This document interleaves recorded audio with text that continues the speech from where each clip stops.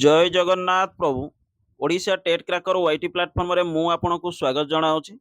ତେବେ ଆପଣମାନେ ସମସ୍ତେ ଜାଣନ୍ତି ଅନେକ ଦିନ ବିତି ଯାଇଥିଲେ ମଧ୍ୟ ଓଟିଇଟି ଓଡ଼ିଶା ଟିଚର ଇଲିଜିବିଲିଟି ଟେଷ୍ଟର ରେଜଲ୍ଟକୁ ନେଇ ସେମିତି କିଛି ଅଫିସିଆଲ ଅପଡେଟ୍ ଆସିନାହିଁ ଏବଂ ଲାଷ୍ଟ ଟାଇମ୍ ଏକ ଲେଟର ଆସିଥିଲା ଯାହାକି BSc board of secondary education ତରଫରୁ ସମସ୍ତ ଡିଓମାନଙ୍କୁ ସେ ଲେଟର ଫରୱାର୍ଡ଼ ହେଇଥିଲା କି ଓଟିଇଟି 2024 ଏକ୍ଜାମରେ ଯେଉଁ ସବୁ ପ୍ରୋବ୍ଲେମ୍ ଗୁଡ଼ିକ ଆସିଥିଲା ତାର ତଦନ୍ତ କରି 1 ୱିକ୍ ମଧ୍ୟରେ ରିପୋର୍ଟ ଦାଖଲ କରିବା ପାଇଁ।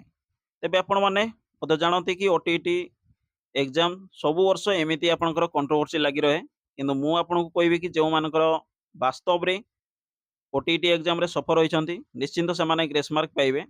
ଏହା ସହ ଯଦି ଆମେ ବର୍ତ୍ତମାନ ପରିପ୍ରେକ୍ଷୀରେ ଦେଖିବା କି ଆପଣଙ୍କର OSSC ଦ୍ୱାରା ଯେଉଁ SST ରିକ୍ରୁଟମେଣ୍ଟ ଆସିଥିଲା, ଆପଣମାନେ ସମସ୍ତେ ଜାଣିଥିବେ SST ରିକ୍ରୁଟମେଣ୍ଟର ଯେଉଁ ସେବକ ସେବିକା ହେଲା ଆପଣଙ୍କର ଟିଜିଟି ଆର୍ଟ୍ସ, ଟିଜିଟି PCM, ତ ତାହା କ'ଣ ନା ଅନିର୍ଦ୍ଦିଷ୍ଟ ସମୟ ପାଇଁ ପୋଷ୍ଟପୋନ୍ କରିଦିଆଯାଇଛି। ତେଣୁ ସେ ରିକ୍ରୁଟମେଣ୍ଟ କିପରି ଆସିପାରିବ ସମସ୍ତେ ଅତି କମ୍ରେ ଟ୍ୱିଟର ହେଉ କିମ୍ବା ଆପଣଙ୍କର ମେଲ୍ ଦ୍ୱାରା ବିଭାଗୀୟ ଅଧିକାରୀଙ୍କୁ ଜଣାଇବା ଦରକାର, ଯାହାକି ଆପଣଙ୍କ ପାଇଁ ହେଲ୍ପଫୁଲ୍ ହୋଇପାରିବ।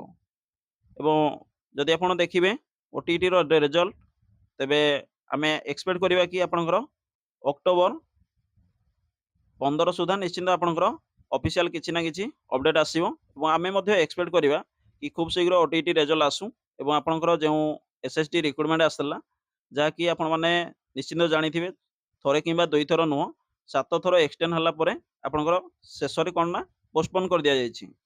ତେଣୁ ସେ ରିକ୍ରୁଟମେଣ୍ଟ ବି ଆସୁ ଏବଂ ଆପଣମାନେ ନିଶ୍ଚିନ୍ତ ହେଲ୍ପଫୁଲ୍ ହୋଇପାରିବେ। ଆଗକୁ ମଧ୍ୟ ଆପଣଙ୍କର ଜୁନିୟର ଟିଚର ରିକ୍ରୁଟମେଣ୍ଟ ଆସିବ, ତେଣୁ ଖୁବ୍ ଶୀଘ୍ର ଓଟିଇଟି ରେଜଲ୍ଟ ମଧ୍ୟ ଆସିବା ଦରକାର।